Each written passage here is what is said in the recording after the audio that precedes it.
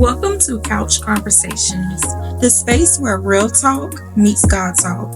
We're two best friends who love Jesus, deep convos, and a whole lot of laughs. From relationships and faith to the messy middle of adulting, we're chatting about it all right here on the couch. So grab your snacks, get cozy, and let's get into it. This is Couch Conversations. What's up, cousins? Back to Couch Conversations. We're your hosts, Deja And Kelsey. and we're back with part 2 of dating in our 20s. Now, on part 1, we talked about love at first sight, the talking stages, how social media and dating apps have shaped the way we approach relationships, and about that situation. Now, if you haven't watched part 1, go back and watch part 1 because we take a deep dive into all these conversations or topics, I should say, and we our perspective, our experiences, and all of these things. So, part 1, it kind of, blends into the stage and sets the tone for how we're getting to where we are now. Yes. So, keeping all those topics in mind, I want to start off part this question. Okay. Do you feel more pressure to find the one in your 20s, or do you feel like your 20s are more so about exploring like what you want, what you don't want, blah blah blah? Right. I would say at first it was more so about finding the one in my 20s. And that goes back to what we said in part 1 about how I feel like at one point we had like this idea of I need to do this by this certain time. That damn MASH game from high school. Go around that circle. Yes, MASH said I would be married by 25, and here I am. I'm in a relationship though, but I'm not married, and I'm past 25. That was like 4 years ago. Yep. But I was initially like early on in my 20s. But as I've gotten older and as I experienced more things and I've evolved into an adult now, a grown woman, a 20-year-old, just making sure we put that in perspective for y'all, for our cousins. I feel like now, I don't want to say, I guess exploring, like exploring what I like, what I don't like, what I want, what I don't want, and then being intentional about the dating process. Yeah. And being intentional about who I put my time and effort and energy into. Yeah. So, yes, because it did teach me things for sure. But now that I'm older and I have more experience and knowledge and understanding, I would say I'm more intentional. I did my exploring. Because hopefully I don't have to explore anymore. Hopefully. But it has gotten me to where I am today. Yeah. I can say I agree. I definitely like going into my 20s. I wouldn't say feel pressure. I feel like I put the pressure on myself to find that one. And also too, sometimes like family and stuff like that can be like, when you get married, this, that, and the third, you got that person. Because there was like about a time like in my 20s, I was single for 4 years. That's not saying that I didn't date, but as far as like an exclusive relationship, 4 years like single. But going into my 20s, I did have this side, my beginning of my 20s, I was in a long-term relationship. Because I was like 2021, I think. Yeah. Because was I talking to him when I was 21? Yeah, I was. Because we started talking when my junior year in college. I thought you said senior year. 2021. No. Oh, that's why I was like, wait. That's why I was like, oh, okay. So yeah, I would like in the beginning of my 20s, I was in a long-term relationship, and at one point in time, I thought it was gonna be a long-term relationship. Like I thought he was my one, but blinders is something serious. But I did feel the pressure because, like you said, like when I was a teenager, early 20s, I was like, yeah, still even in my like early 20s, I was like, I want to buy a house before I'm 30. I want to be married before I'm 30. I want to go ahead and have my kids by the time I'm 25. So when 24 came along and it was nobody, like, yeah, I had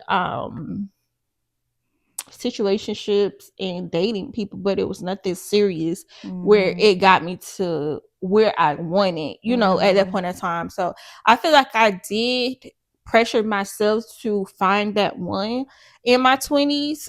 But eventually I kind of just was like, I'm gonna just let it be what it be. Like if I find him, cool. If I don't, that's cool too. But I stopped putting that pressure on myself, like I have to find my husband like at this time, because then dating just wasn't fun anymore. And it just became more disappointing because just like, all right, you're not my husband, like you just a waste of time. Or but let me not say a waste of time, because everybody that I encountered, they were there for a reason. And I did enjoy, like, you know, some time that we had together or whatnot. So I did explore in my 20s. That was for sure. Like I did explore.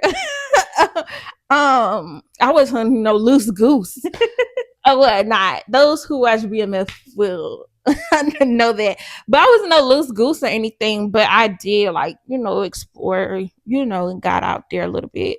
I did end up finding my who was gonna be my husband, but by that time I was just like, all right, we gonna see. Like I feel like I started talking a little slow a little bit. Like I would want to do stuff like, for example, this was a couple months into us talking to each other, and he got a new position that he been wanting, and I would like call Kelsey and I'd be like, Kelsey, I want to do this little gift basket for him, but I don't want to do too much. Like I did, it was like his little favorite snacks, just from hearing like our conversations or what he liked, and just like office supplies and stuff like that. And I was like, I don't know if I want to do that.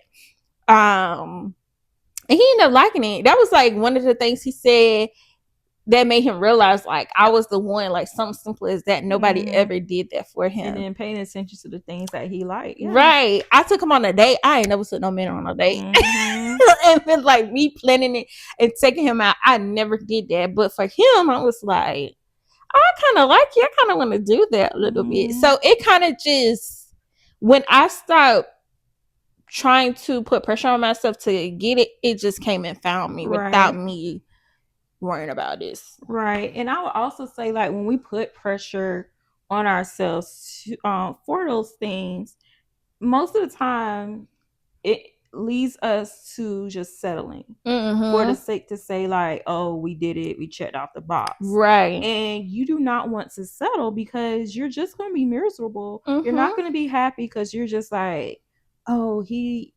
doesn't do XYZ, and XYZ is missing, and all this stuff like that. Right. So it's just like, when you take the time to explore, and like you said, it gets a little tiring, it gets a little discouraging, you start doubting, like, am I meant to, you know, be in a relationship, and I'm meant to be the rich auntie or something like that. Right. But it takes a lot of reality checks, a lot of sitting with yourself, and it's just a waiting game. Yeah. Because if it's meant to be, and if it's meant to happen, it will happen. Because like your blessings never miss you. Because like I said, you don't want to settle, and you don't want to force anything that isn't there. Right. Because if you try to put something there,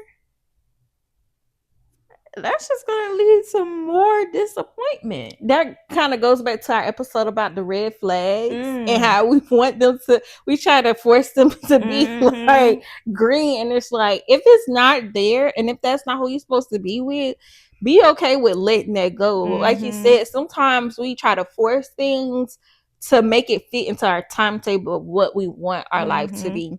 And sometimes, like even with that, I think sometimes we go in with the unrealistic idea of what we think a person should be. Like we want this person to have A, B, C, D, E, F, G off our list, but we're not willing to do some of the things. And if they have A, B, C, E, but they don't have D, we ready to throw it out the window because that is not the person that we built and constructed in our mind to be. So we're always going to be disappointed because nobody's going to be exactly who you envision in your mind to be. Because I feel like when we envision or when we think about the person that we want, it's always a person that's perfect. And we don't look at the human in people. That's not saying you settle for less. If you know that he ain't ish, then go about your business. But a lot of people don't want to. There's not a lot of grace with the dating. We expect perfect, and that's on both sides, men and women. Yeah, for sure. Expect perfection from that person, and sometimes what we asking for, we can't even give. Like it's like make it make sense. Yeah, and I would say like, and sometimes it may be a lack of exposure. So let's say, I don't know, let's say your partner isn't used to trying new things, right? Because they always just did what they're comfortable with or what they're used to. And so once y'all get together, you start what's the word? Exposing them to different things. And they may have been reluctant at first because they're just like, hey, just something new. I'm fine with my comfort zone or whatever. But when you slowly start introducing those things, they start becoming more open to it and things like that. Maybe that wasn't the best example. I'm trying to think of something where people like those qualifications where people like blink, boom, boom, boom, boom, boom. I'm gonna think about that event we went to like late last year, I want to say, or again this year sometime with my coworker. And that was this year Valentine's Day. Yes, and some women were like, he has to make six figures. And that's not to say that you don't want a partner who is financially stable, right? But we also have to be realistic about some of the qualifications and standards. I think a lot of people be looking for their appearance in people. I feel like a lot of these qualifications from both men and women, you looking for a daddy and you looking for a mama. Now, I want a man who can be a provider. Yes. But what if he fall on hard times? What, I'm gonna just be sitting there twiddling my thumbs and be like, you figured out if marriage is what you want, you should be able. It's about partnership. Your partner is not all. You can't expect it to be always 100 and 0 all the time. And it's like, what are you feeding your partner? It's always what they can do for me. What is it that for me lately? Okay, but what is it that you're doing? And I think that people expect so much from their partners. And I feel like men get it a little bit harder than women nowadays, because everybody, when a man, if he ain't paying all the bills, if he ain't doing this, that, and the third, he ain't no good. And that goes back to that dreaded 50-50 conversation that I'm so sick of. I'm so sick of that conversation. And don't get us wrong, like there are men who will straight up say, I'm gonna pay everything, right? And that may work for your relationship, but you can't have this ideal that everyone wants to do that, and that's gonna work for everybody. Right? What works for your household may not work for my household. What makes you may not make me. Exactly. Okay. Like, okay, he may want to pay all the bills now, but what if he loses his job today? Then what you just gonna sit there, you're not gonna try to do anything? Like I said, I just feel like people are looking for their parents in a situation. Like you want a mama, you want a daddy. It don't sound like you want a partner. Like partner, you want somebody to, I don't want to say take care of you, because you should take care of each other. But you just don't want to do shit. Like, I don't know. It's just so, and that could be such a controversial topic. But like, I feel like nowadays it's so much in a world of delusion. Right. And it may be the ideal of, and again, if that's what you want in your relationship and your partner, cool. But from our perspective, because we had this conversation after the event, maybe it's people trying to portray or obtain this specific what they see online lifestyle. And if you want to maybe reach a new level or whatever, that's cool. Yeah. But again, be realistic. Because money isn't everything in a relationship. No. Like, yeah, you need money to survive. Yeah. To have a roof over your head, clothes on your back. That's a given. That's basic. But it's just like, what else can you bring to the table? Right. Because, yeah, man could be bringing all this money in and he working like all the time. But where in that time is he spending with me? But he got to worry about, oh, I got to make sure this, that, and the third is together, because that's what my woman wants or whatnot. It's never like no reciprocity like in relationships or whatnot. And that it could go for the same thing of like men in so much of their women that they're not willing to give as well. I just feel like people forget the partnership. But then a lot of people like to turn it biblical. They like to say what God said. First of all, never mind. People use the scripture for what they want it to mean. Like they pick and choose, cherry pick whatever they want. Bits and pieces, instead of looking at the whole story. Yeah, but that's another topic for another day. Like, anyway, that's another topic for another day. Because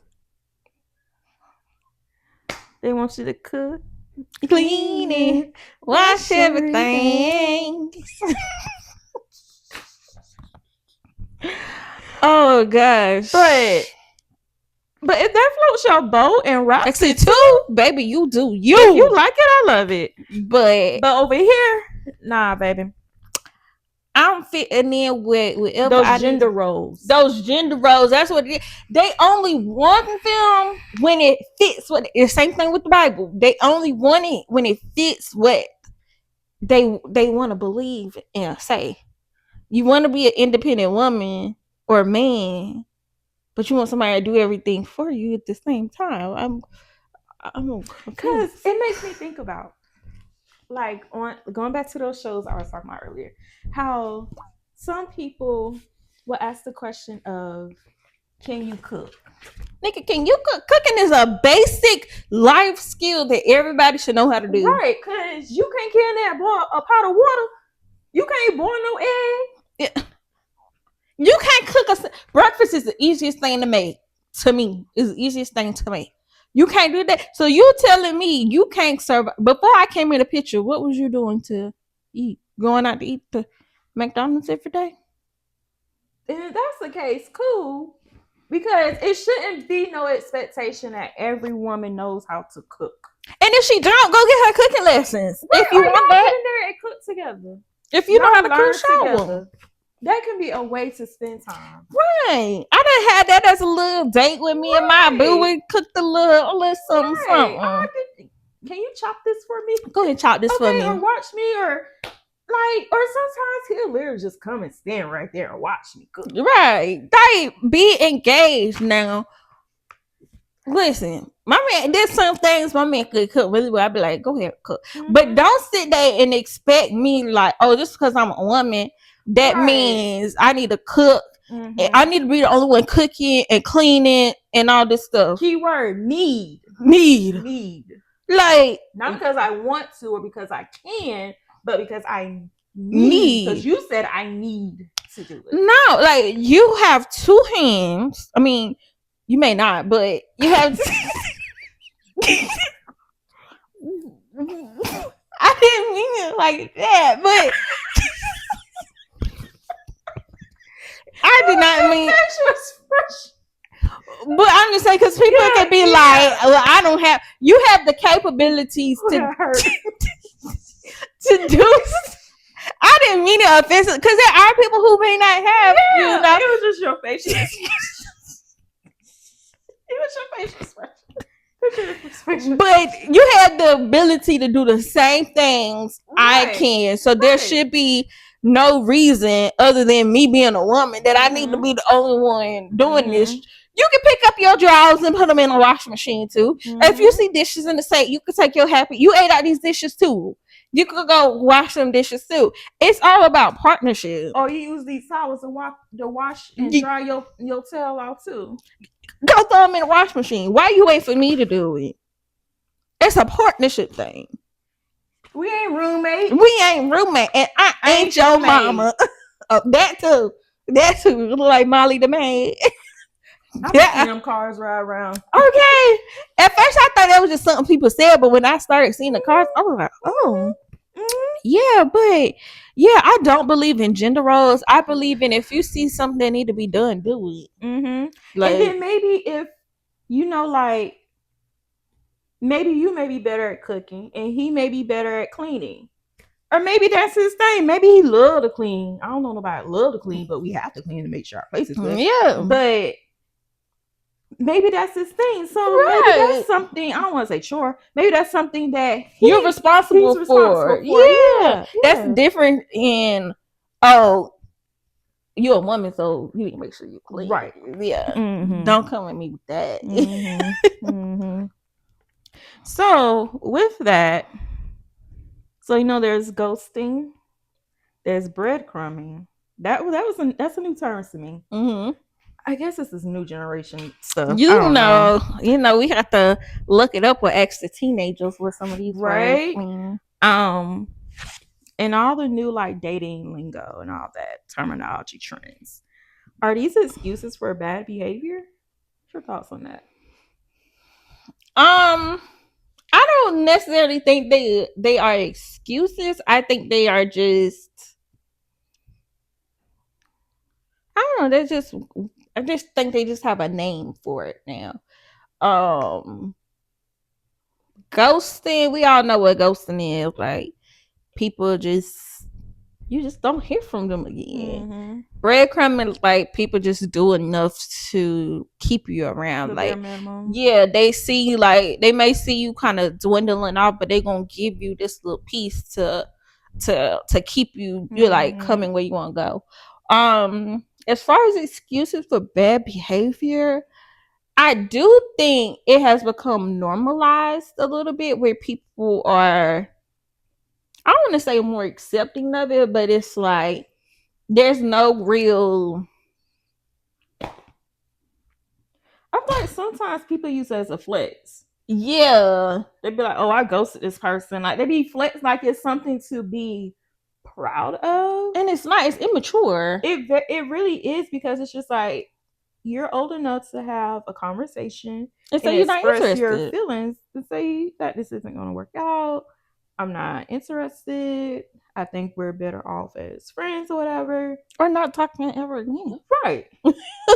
Like, we're all adults, and if some people's feelings may be hurt with that, cool, but I think that's better than you just leave with no explanation and they just want, because some people who think deeply about stuff, they be like, what happened? Did I do something wrong? As a professional overthinker, yes. Like, so it's just like you're trying to figure out like what happened, like how did we get here from like talking every day to not talking at all, or whatnot. That happened to me one time. Same. And now we say this podcast is really raw. We're gonna give to. I ain't ashamed about nothing that I done been through, but that happened to me one time with this guy. That was kind of crazy. Like we was talking, it was cool, and then it was like he just fell off the face of the earth, and then he popped up with the girlfriend,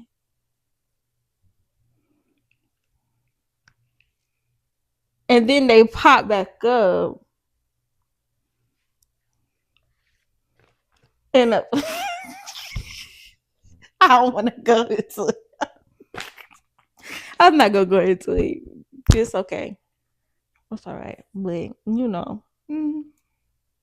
Yeah. I did. I will say though, like my part in of like entertaining, like even after he quote unquote ghosted me, um, or whatnot, because I should have left him what he was, but you know how that goes. But that became like that kind of became a situationship that it was just a mess that just needed not to. Anyway, like I said, it's childish. It's immature, and the breadcrumbing is manipulative. Um, yeah, I feel like that's more a manipulative thing. I think since you've given like a definition of breadcrumbing, because like I said, I never heard it. Yes, it is a form of manipulation. Because like you said, I'm gonna just give you enough to keep you around, but at the same time I could really care less about what you do and where you go. But because I may not want to see you with no one else, that's what it is. Yeah, I'll make sure I give you enough to keep you. Yeah, although you know that you deserve better, I'm gonna still do a little something just to make you question yourself and rethink. Like, I'll give him another chance. That goes back to part one with situationships. I feel like a situationship that I experienced ended up being breadcrumbing. Like he started breadcrumbing me. Like, and you always like see these things in hindsight, but like, yeah, you give it a little bit, and then you stop, then give it a little bit and stop. It was just a whole back and forth, and it's like, you know. So I think with this question, I kind of see it both ways, and it goes back to when I said some people use it as a flex to say they've ghosted someone because they think it's okay, and they do it with about every situation they're in. So to them, it's just like a forget how you feel or whatever like that. So I think it is an excuse, but at the same time, it goes back to the lack of like how mature you are. So yeah, I think that one's kind of just like, yeah, because I never would understand why people think it is okay to just ghost someone. Right. I don't see the flex in it. I really don't understand it. Like, why can't you just say how you feel? I think, and I'll probably just answer my own question. I think it's because some people are uncomfortable with having the uncomfortable conversations. I think that's what it is. It just leads back to maturity. Yes, and I think that's something we need to work on, being comfortable with having those uncomfortable conversations. Right. Because it can help clear up some things as well. It's necessary. It really is necessary for sure. Yeah. So our next question is, can long distance relationships really work? In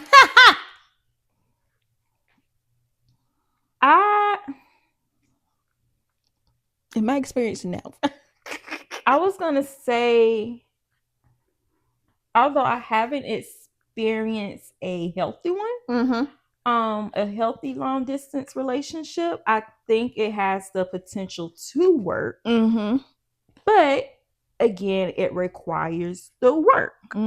So you have to establish those, I don't want to say rules, those boundaries and expectations. Yeah.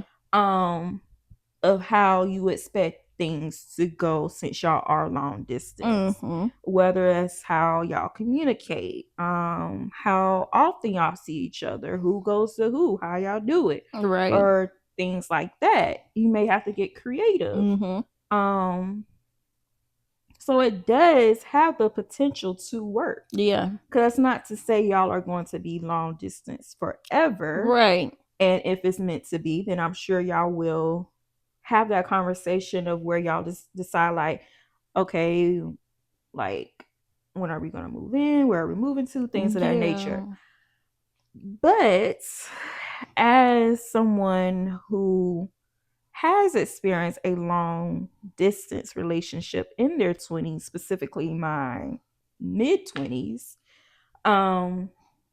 this person lived 2.5 hours. To make short, right? Yeah. 2.5 hours away.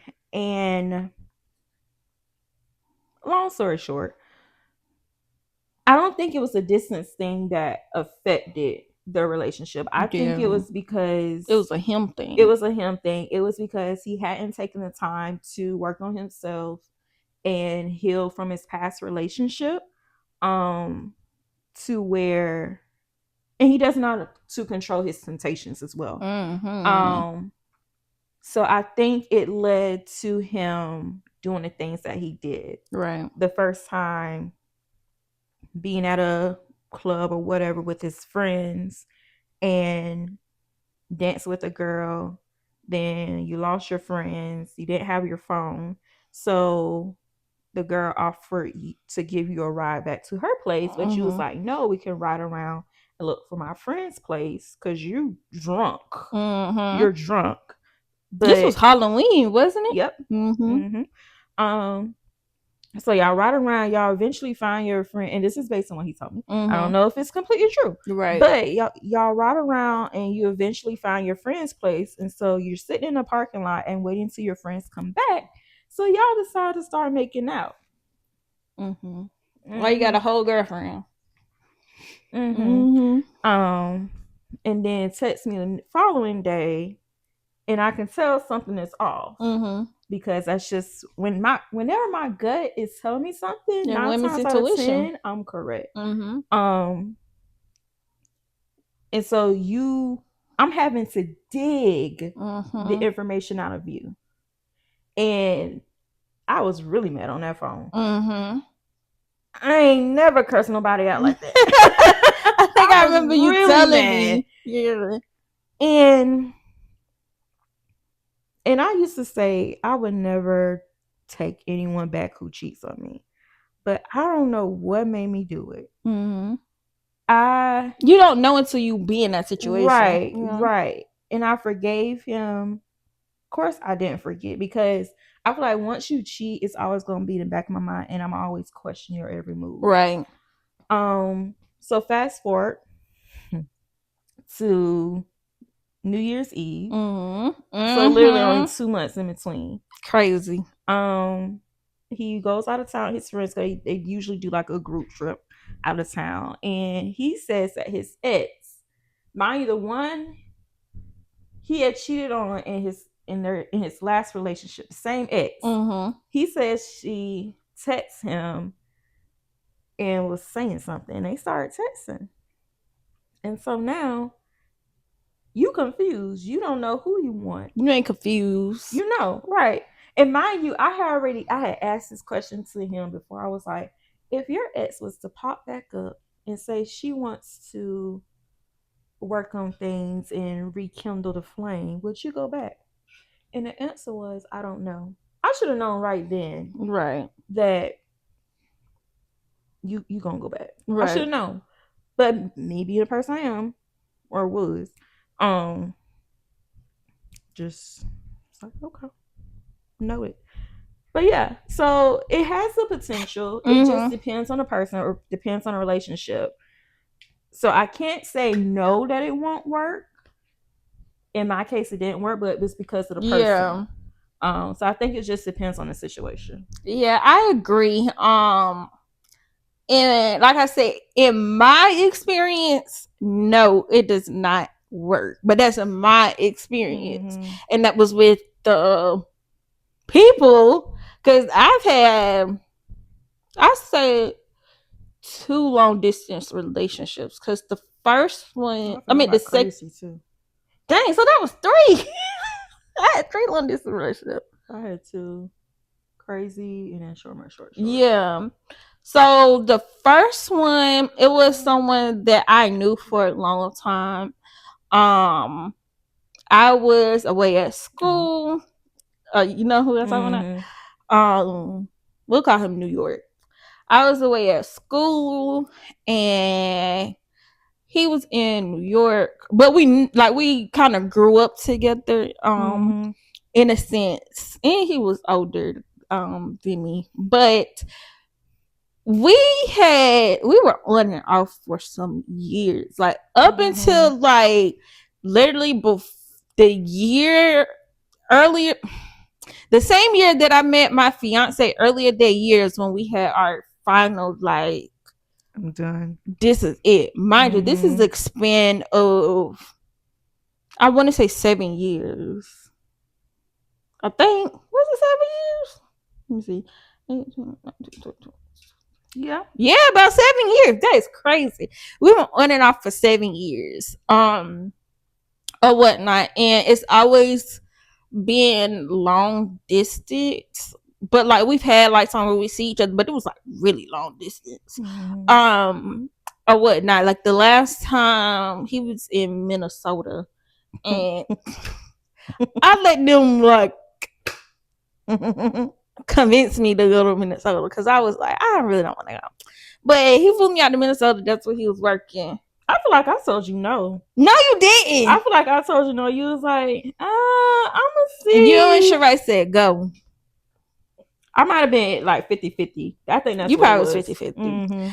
So he flew me out to Minnesota, and that was like a really like, oh hell no, we should have left this alone 7 years ago. We shouldn't even started. But yeah, the first time like us first getting in a relationship, he cheated on me. Then lied about it. You know, had a girl call me in New York talking about how her family was gonna come. I remember that. Come do something, please. Do you not know who my family is? Please come down to South Carolina. But anyway, then lied about it. That was so crazy. Like, what? So that was that again, talking back, whatnot. It was still like just cheating and just trust. And one time we had a conversation. I think this was the last time we was together. The conversation came up. This was after I had already came back from Minnesota. I was ready to go by like the second day. How many days I was there? Like 3 or 4? Yeah. Too long. But it was Valentine's Day weekend, whatever. Anyway, but when he came back, had the conversation, and he was like,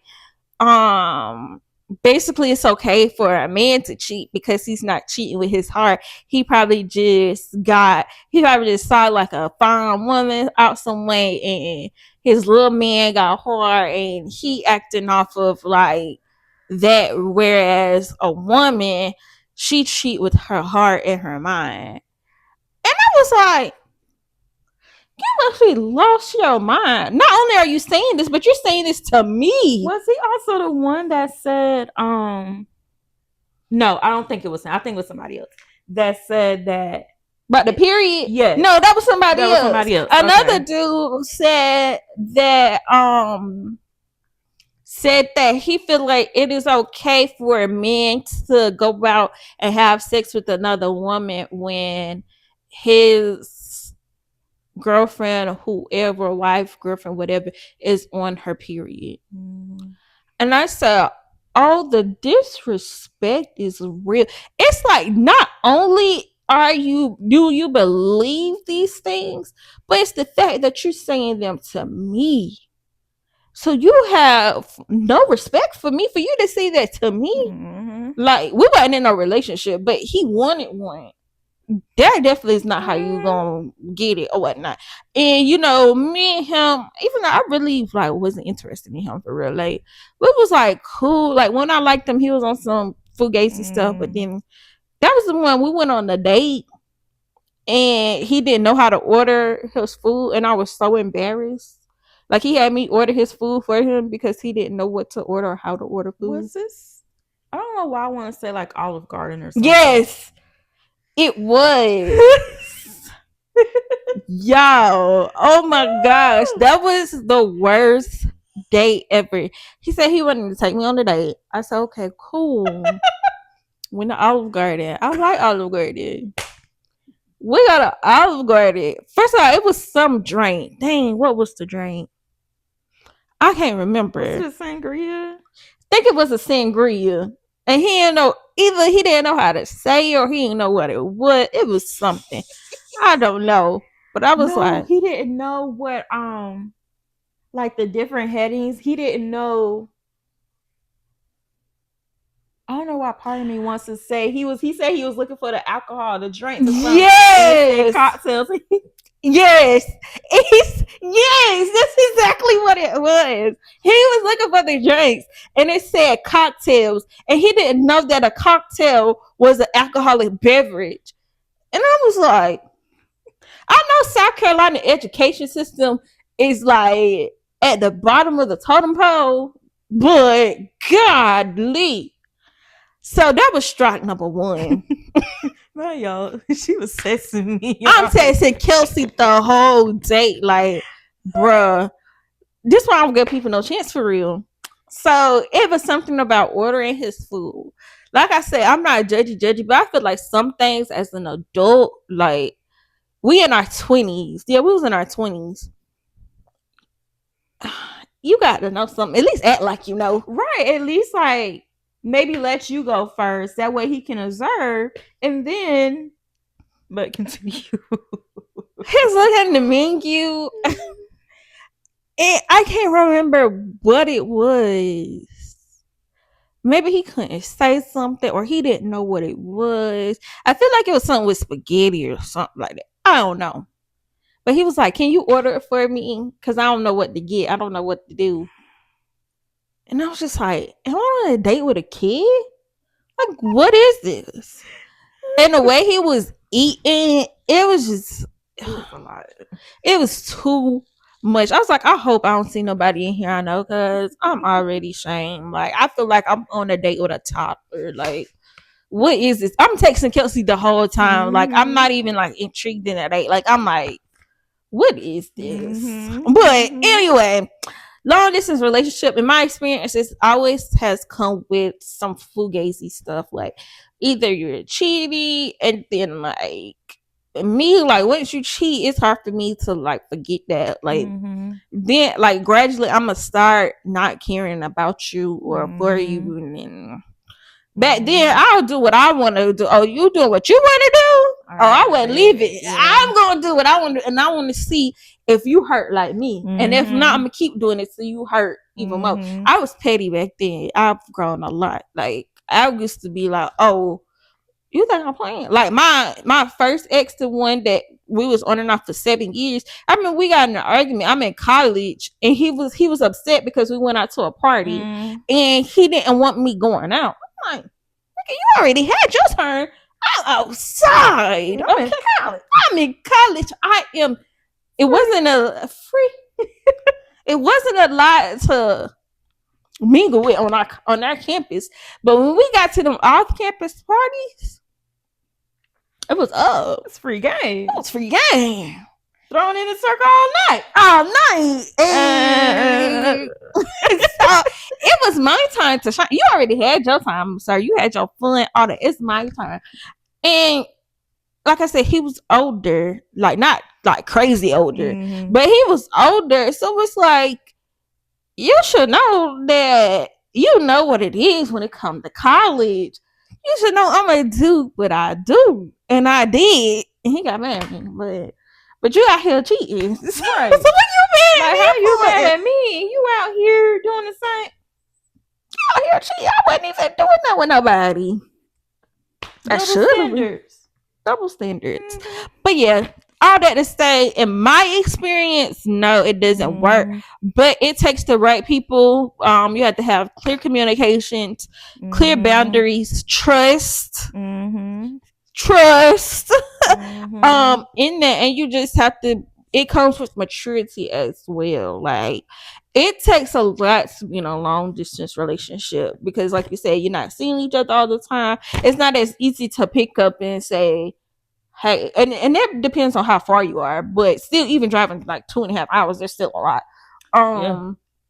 It's not as easy to pick up and say, hey, I want to come over, let's Mm-hmm. like do such and such together. Like you said, you have to be creative Mm-hmm. and do all type of things. So it just takes two people who are actually committed to putting in the work Mm-hmm. in their Mm-hmm. relationship. I agree. I definitely agree. So now that we're older, Mm-hmm. because we kind of just walked y'all through a journey of like our early 20s up to now. Mm-hmm. Well, kind of now. Um, so with that, how do you balance dating while also focusing on your career, education, or personal goals? I'm in the midst of all three right now. Um, I feel like it with that, I would say you need, especially when you are an ambitious person who have all these things going on, you Mm, have to have a partner who is understanding mm, and also a partner who kind of motivates you and push you like a towards your supporter. support, that's the word, support Mm, you through it or whatnot, because it can get hard like trying to balance it all. Like you mhm. got work and all the responsibilities you have at work. Then I'm in school right now, almost done. In school, like having to balance that as well, while also balancing being a fiance to a person who needs my attention a little bit here and there. And I need his attention too. I need to be loved on too. I need Mhm, some of that. So balancing is just giving everything its priority and the needed time. And mhm. whatnot, not putting too much time in one thing and letting everything else lag. And sometimes it can get hard because you can be so like tunnel vision on one Yeah. thing and everything else kind of gets put on the back burner, but you Mhm, have to be intentional about like the things that you do. And when you realize like, oh, I'm not putting as much energy and effort into this part of my life, let me like focus, like not mhm, saying you just forget about everything else, but let me put a little bit more mhm, focus on that. But again, that comes with having a partner who supports you and understands you. mhm, um with that, y'all can have like clear open communication. Like they can come to you and say, hey babe, I feel like we really haven't been um giving our relationship the attention that it needs or whatnot. How can we get back to where mhm, we need to be? mhm. I would agree, especially like heavy on the having an understanding partner. Mm-hmm. Because there will be days where you've given your all to something Mm-hmm. and you don't have much more that you can give to the other thing. And that Right. may be not having much to give to your partner that day. You Right. may not be as talkative. You Mm-hmm. may not be as um what's something else. You may not, Engaging. yes, Yeah. engaging. You may not be able to show them the love that you usually show them. Mm-hmm. But it's not to say that your love for them has changed. Right. It's just that you've given so much to something else. Right. And having an understanding partner, like understand, like they understand that I know you have all this going on. I know that you're trying. I think Mm-hmm. as long as you show that you're trying, Yeah. that goes a long way versus just shutting it out Right. completely. Because I will also say, like, and this is something I had recently had a conversation with my boyfriend, and I was just like, I've noticed like this shift between us, this Mm-hmm. positive shift, Mm-hmm. where it's like our relationship is shifting for the better. And that's not to say our relationship was better or Yeah. anything. It's just like there's like Improving. this Growth. shift, this growth that just feels, it feels great. It feels different.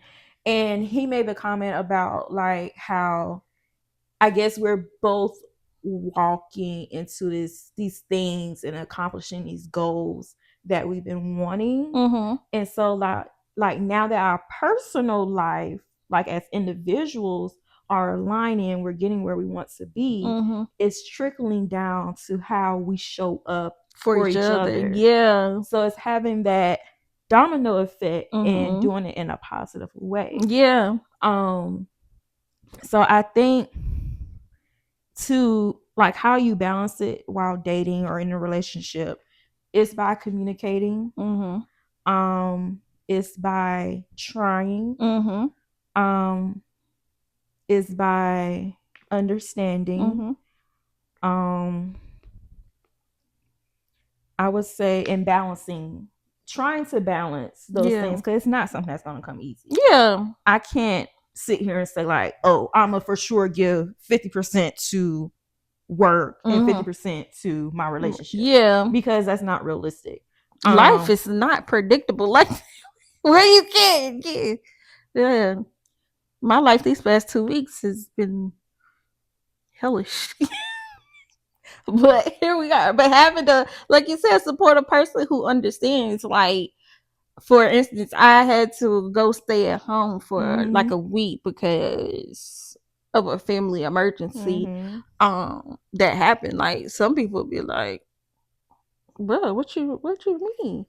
But instead he was like, oh, do I need to come too? So just having that supportive person that, like you said, is understanding and supportive and give you grace during that time, because that's a good one. Grace. Yeah, because like it's not going, it's life be lifing and things get crazy real quick all the time.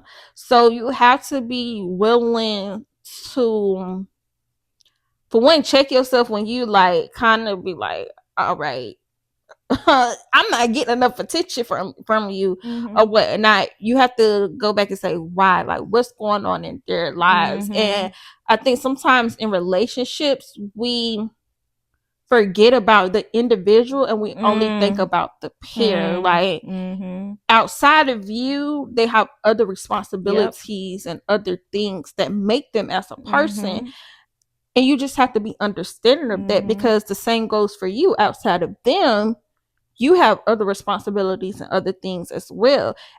All are important. It's just you just have to find a balance. And I think sometimes people want their significant other to put all of their time, attention, and efforts into them and let everything else go lacking. And one thing I would say too, you have to be intentional about everything that you do. Yep. Because that just made me think about, there was this person I was briefly talking to back in 23. Yeah. Around Beyonce concert time. And hold on. 100 shots? No. That was early 23. So this was like August 2023. I know them. Or not know them, but we talked about them. I don't even know. It was like, when I say brief. Oh. Brief. But it made me think about, because that was around the time like my father was really, really sick. So literally like a couple of months before he actually passed away. And so of course, like, I'm having to deal with that and dealing with the ideal of, and this is something I kind of talk about on our grief episode, dealing with the ideal of being a power of attorney. I don't know. You don't know about that. Other than like what my mama has done, right, when my grandmother was alive. But I guess that one day I was a little more standoffish like I was engaging, but I probably wasn't as engaging as I usually are. yeah. And when this person left my place, I could tell the energy fell off because they were as engaging as well. And I think that next day, like everything just shifted. The conversation wasn't the same or anything like that. And so that goes back to the thing about understanding because we're all like fighting our own individual battles and dealing with our own individual things.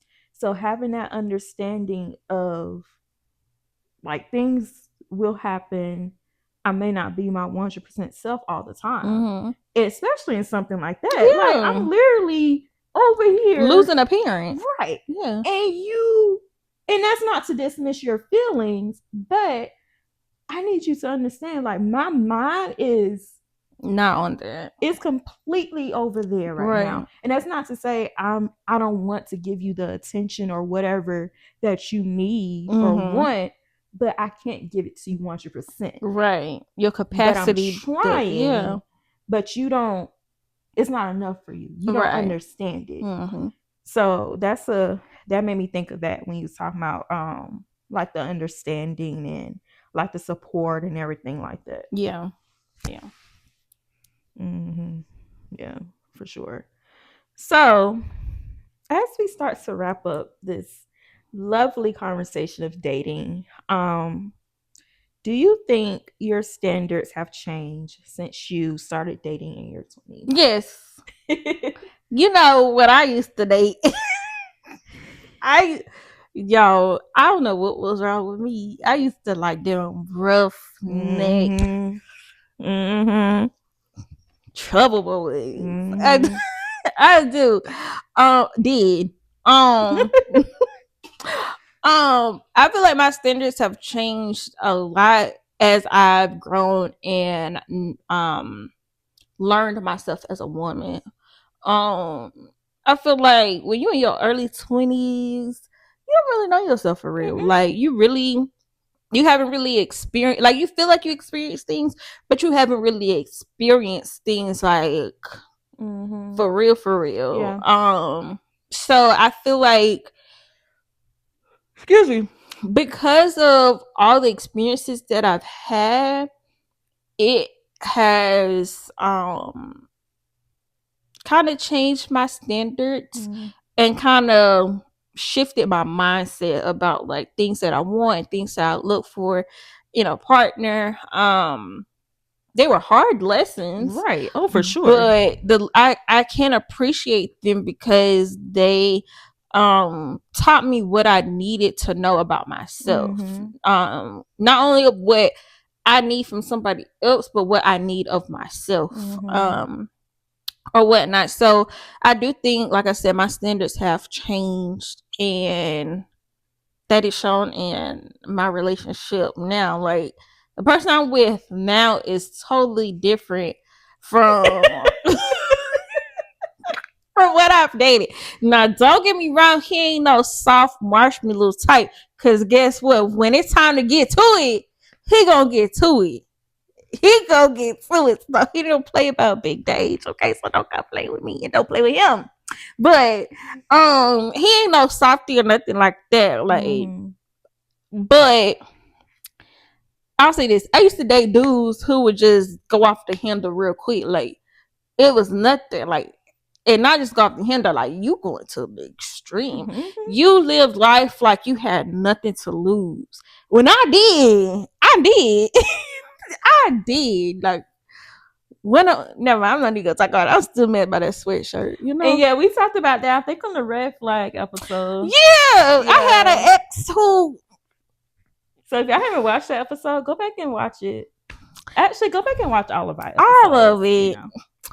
But I used to go for dudes. Like one thing about it, none of them played about me. Like when we were together, I will say that. But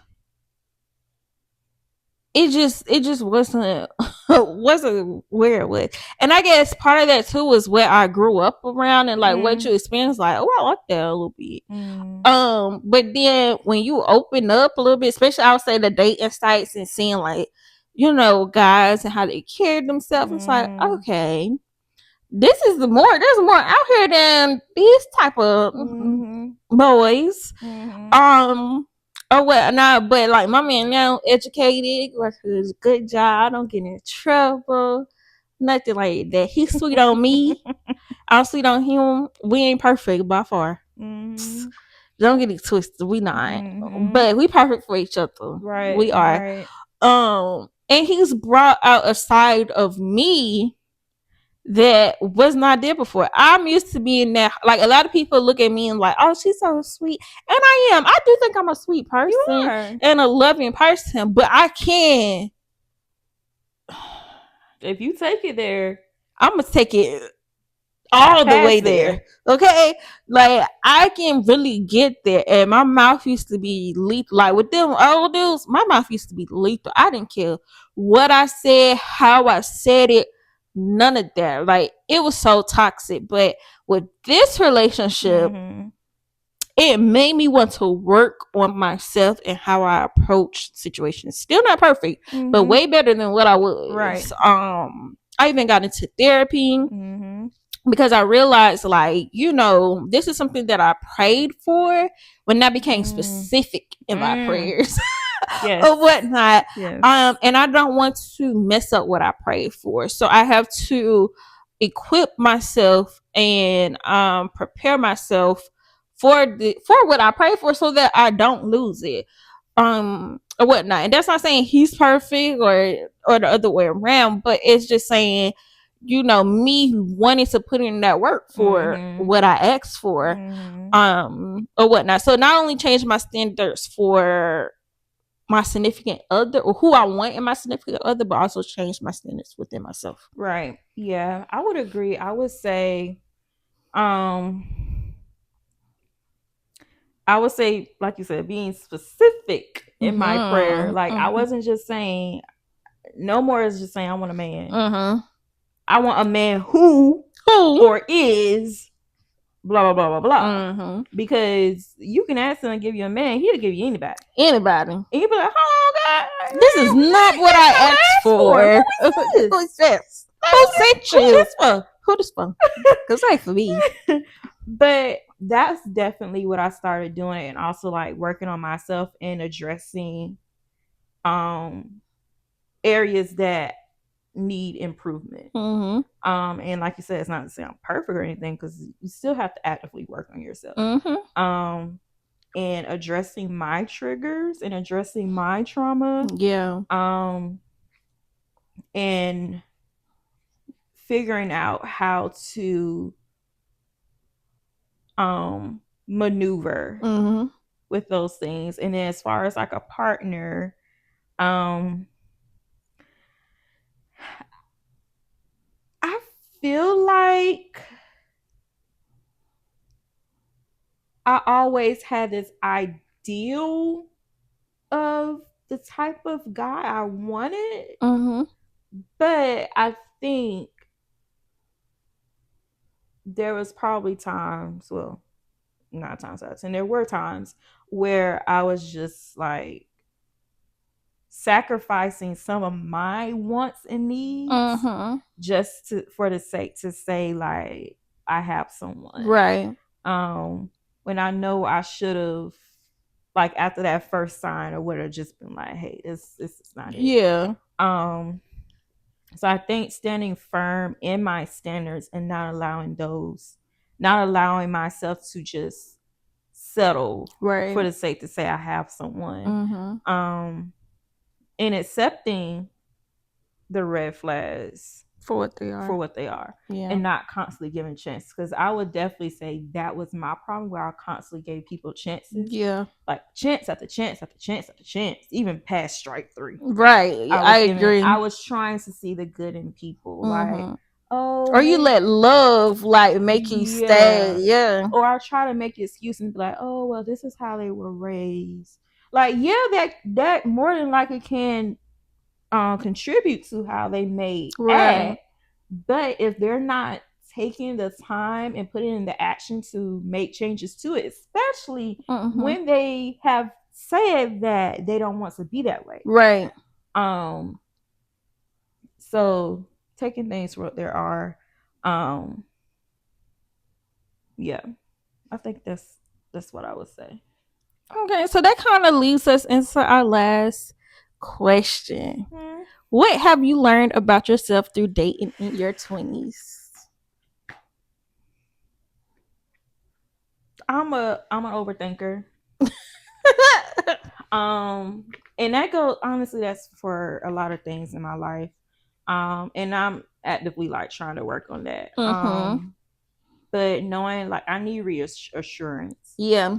And that's not to say like, oh, I think you're like cheating on me or anything, but it's just the idea of like I need to know that you still like me. Yeah, yeah, Especially yeah. like let's say I feel like the energy is off and I'm thinking I did something Mm-hmm. when really you could just be tired Right, and right. you just don't have the energy to really give Mm-hmm. like you may give normally. Um so um knowing that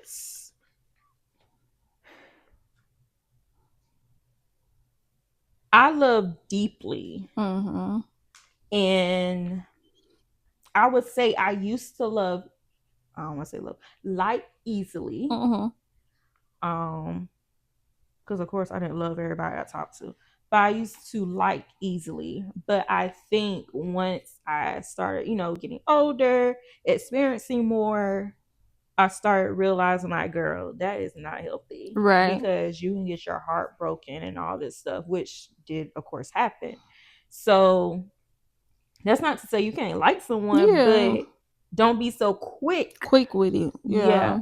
Um, and that's not also to say like I was rushing into things.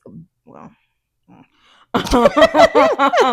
but just taking my time and being intentional, like really intentional, um, about how I move, how I interact, the connections I build, um, like below the surface, like Mm-hmm. really getting up in there. Right. I'm talking about in it. I'm talking about In it. any. I need to really work on that.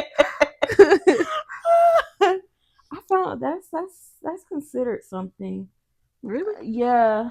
But I'm not gonna. I do it all the I'm time. not gonna claim that, but it's really considered something. Um. Oh, hey. Yeah. But I was about to go on a whole nother tangent, but that right. is off Yeah. topic. My eye is burning. But I would say those are the things I learned about myself while dating in my 20s and learning that I know what I want and I deserve it and I'm going to get it. Period. Mm-hmm.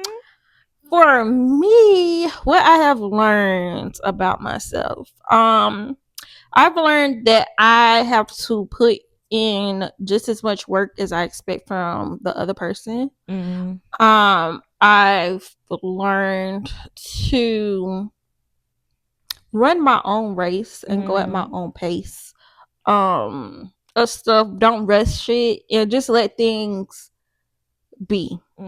Stop trying to have so much control over things. It's still hard, especially like in certain aspects of my life. It's still very hard to relinquish control of certain things. But it's a lesson, that I'm continuing to learn. Of course, yeah. Or whatnot. Like you said earlier, I've learned to accept things for what they are. Don't try to change it or make it something that it's not. And take every lesson as a blessing. I'm really not trying to rhyme, but it's all just coming out like that. But literally take every lesson as a blessing. Yeah. Like when you're going through certain things, especially like I feel like your 20s is such a learning experience. It's just years of learning. Like it's your transition from being a kid to the growing pains of adulthood. Mm-hmm. And when you 18, you're not an adult. You're not an adult for real. You may be legal, but you're not an adult. I would say Mm-mm. even 21. Like, No, like I said, I feel like we're literally just starting our like adult yeah, years. yeah. And it's like, like I said, take every lesson as a blessing and see what you can get out of everything that you have experienced. Don't look at everything as being done to you, but look at some things being done for you, on your behalf and stuff like that. Because even talking about in terms of like relationships, yeah, them things hurt while you was in or right afterward, but the things that I've learned from each and every one of them has grown me into the woman that I am now in my relationship. Because I feel like without those things happening, I wouldn't be willing to look at the mirror, put the mirror up to myself and look at the things that I need to work on and change in order to um be that person I want to be for my husband or whatever, just myself in general, or whatnot. And another thing that I feel like my 20s has taught me is that you teach people how to treat you. Yeah. And a lot of situations that I stayed in that I should have left long before I actually did.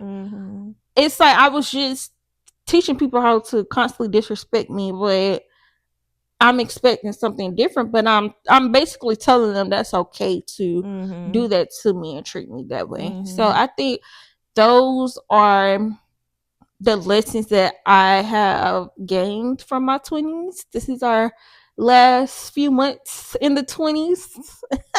And I'm actually ready for 30. Like, we always joke and say that 30 is old, but I just feel like it's still young. Like, we really just starting. Yeah, like, you're still young, but I'm kind of ready for the 30s because I just feel like when you hit 30, I just feel like life just looks and feels so different. It just almost like another fresh start. Like, you take what you learned in your 20s and now you can apply it to your 30s and really start living and thriving and doing all the things. That's what I say. I agree. I definitely agree. My eye is like literally burning over I here. know you just a red.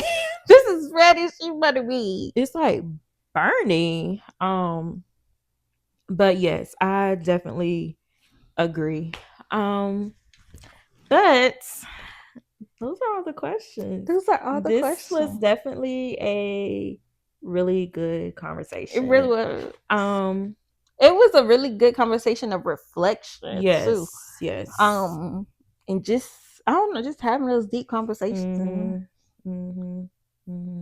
So if you made it this far, continue to put comments in the chat, or wherever you're watching, and let us know like your thoughts to the questions, or just any experiences that you've had, whether you're in your 20s or whatever the case may be. Just let us know. Or you're entering in your 20s. Yes. And feel free to drop some questions that you may have that you like for us to answer, or even your cousins to answer. Y'all, my like, it's getting worse. But yes, we really hope that you enjoy part 2 of dating in your 20s. Oh my gosh. Like, and if you haven't done so yet, go back to part 1 because it was a really good conversation on both parts, and we really took a deep dive and just reflected on just all the things. And some of these are topics that we see in here all the time, right, on social media and things like that. So like Kelsey said, what is your thoughts on some of these things, any questions that you might have? And if you're entering in your 20s or you're still in your early 20s, what are your thoughts and your feels and stuff like that? Because your early 20s compared to your late 20s is two different things. Completely different. Yeah. Completely different. And if you're entering into your 20s and you feel like you're behind or whatever, just know you're not behind. whose time are you moving on? Right. Do not compare yourself to Patty, Pam, or whoever. Worry about yourself. When it's meant for you to have it, or when it's meant to happen, it will happen. I feel like when you do that, you miss out on actually living life and enjoying your experience and stuff because you're so worried about that timeline. So just because you hit 20 or even 21, even 21, don't feel like you have to. There's so much to do with so little time, because there is plenty of time or whatnot. Just give yourself grace and be intentional about everything you do and just live for that moment. Of course, you plan for, years, but plans are meant to be changed. So if things don't happen exactly when you think they should happen or what you envision for yourself to happen, don't force it. Just let it be. Just let it be. So I would definitely say the key word is intentionality, and understanding that you're constantly evolving, you're constantly growing. So what you thought would look like a year ago, it's not gonna look the same the next year. So like the women you see here now in 2025, we're not gonna be the same women in 2026 at all. I plan to keep going up. I plan to keep getting better. I plan to keep learning myself and learning how to just be a better woman. And period. Yes. So don't forget to like, comment, subscribe, share, follow, comment, and tell a friend to tell a friend to tell another friend to tell their friends about your cousins here on Couch Conversations. And make sure you follow us. Our handles on all of our social media platforms will be linked right here. And don't forget, we're praying for you, we're rooting for you, and we're doing life right with you. And we will see you next time on the next episode of Couch Conversations. Bye. Give